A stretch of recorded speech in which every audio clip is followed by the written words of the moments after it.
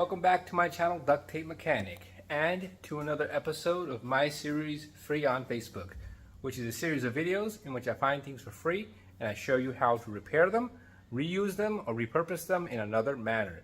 In this video, I'm going to show you how to fix this Whirlpool Cabrio washing machine that's not turning on at all. So if you find this video to be helpful, make sure you subscribe to my channel for more DIY and tinkering videos. Alright, so this is a Whirlpool Cabrio washing machine right here. It's a very popular model, and most of the time I pick these up, they have bearing issues, so during the spin cycle it sounds like a jet. Fortunately for me, this one doesn't have a spin issue, so I don't have to scrap it, because those bearing issues, oh my god, they can be quite a headache, and the cost of the bearing replacement is just not worth it, unfortunately. But the good part is I get to keep all the parts on hand, and they come in handy for repairs like this. So this is going to be pretty much applicable to any sort of Cabrio washing machine. They make a whole assortment of these in different colors and different model numbers.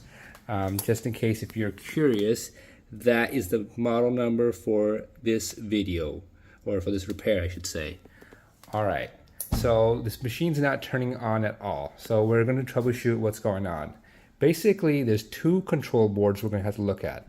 One is the main power supply board, and one is the user interface board.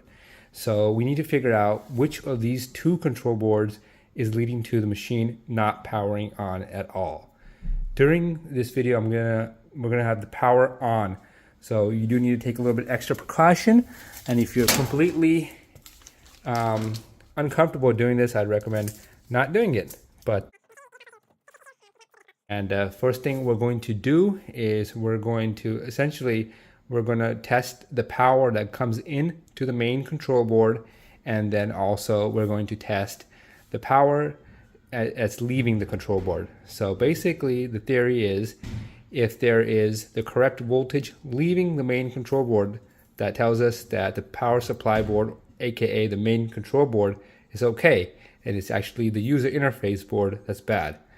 And if the power if there is no power output voltage leaving the main control board, that tells us the main control board is bad. Before we do that, we'll also measure the input to the control board. That'll eliminate any sort of issue with the plug, or even our outlet could be bad. So we'll do that first.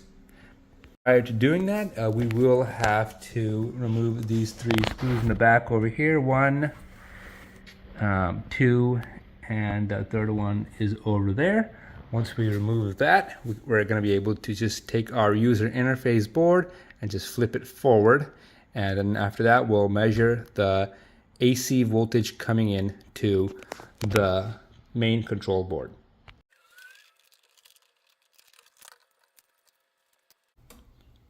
Alright, so we got the three screws removed, and we just flipped this forward. And here's the two control boards I was talking about. Here's the user interface board, and here's the main control board. Alright, so first thing we're going to do is we're going to get our multimeter and set it to AC voltage. There's that. And we're just going to measure to see if we're getting 120 volts coming into the main control board. So that's this connector right here. So stick that in there. Doesn't matter which way you stick the probes. And stick that in there, and there you go, 120 volts coming in.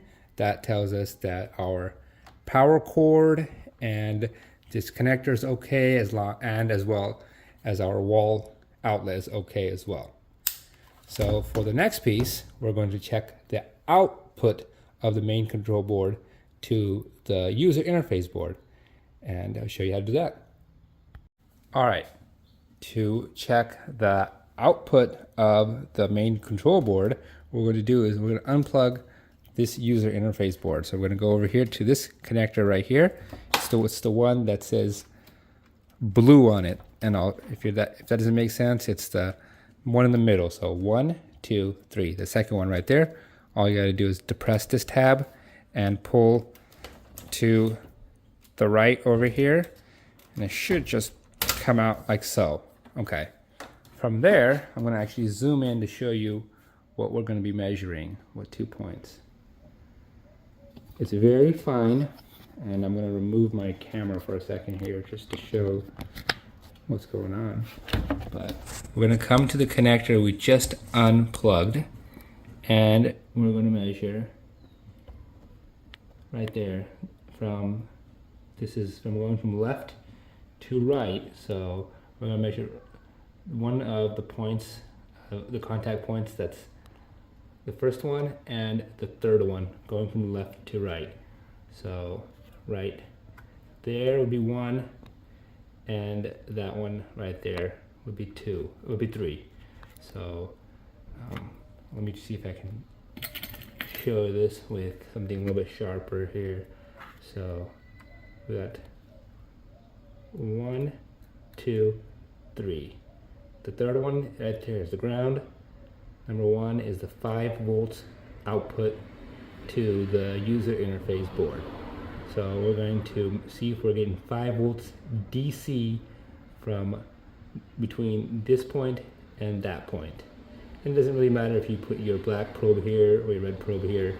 If it's backwards, you'll just get -5. But in this case, we don't care about the positive or negative. We just care about the absolute value. So if we're getting around 5 volts from 1 to the second and 3, so 1 and 3.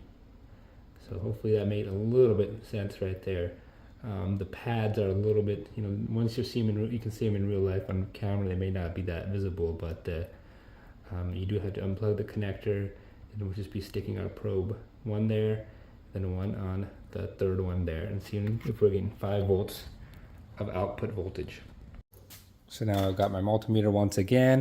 This time I'm going to set it to DC voltage, so right there, and then we're going to measure to see if we're getting 5 volts output from the first and third pad, I should say, on this connector. So I'm going to try to get in there real good, and so I'm on the first one right there, and I'm on the third one right there, and we are not getting 5 volts. It's pretty much 0 volts. So that tells us that our main control board is pretty much dead, and that pretty much explains why we're not getting any power. Now if you did get 5 volts there and you're still not getting any power, then you need to replace this interface board. So hopefully that's fairly easy to figure out which one of those 2 boards is bad, because it could be, both of these are kind of costly parts. I recommend eBay because this is a little bit older of a model, but that's how you differentiate between the 2. Alright, so now we're just going to replace this control board here. We're going to unplug everything. I think there's 1 screw that holds it in, and pop in the new board. You can take a picture if you get confused of where all the plugs go, but they're pretty much keyed in a specific way where you can't really mess it up. And also don't forget to put the pressure hose back on.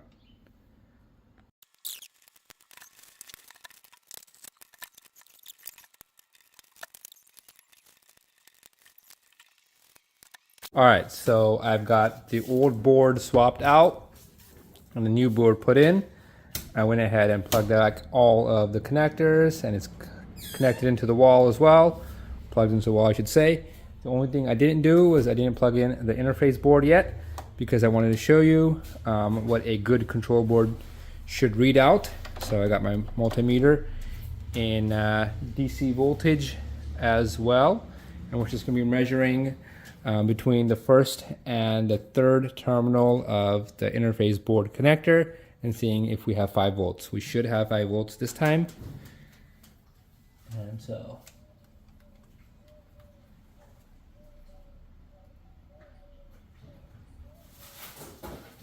there we go.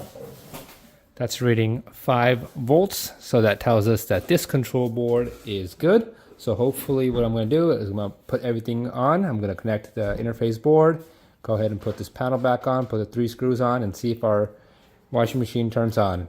And hopefully that solved the issue. So here's the moment of truth. I've got this thing plugged in and all put back together. So I'm going to see if it powers on.